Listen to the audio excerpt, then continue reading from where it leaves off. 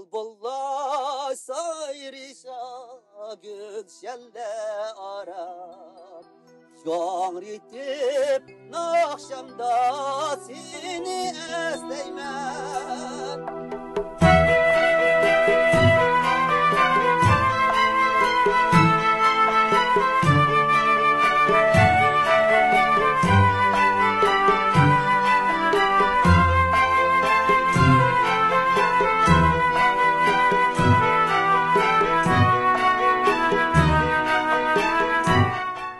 Beşincide Kanada düştüm de. Düşke yerim Vancouver. Bir xatarlik bu intay muhim. Yani yaşamasak olmaydı ki. Çoğun biz ana tilni paranglashimiz kerak. Dadam 2 yıldan keyin, apam 2 yıl burun bu dunyodan ketdi. Mashinanın ichida o'zimni qo'yib turgan.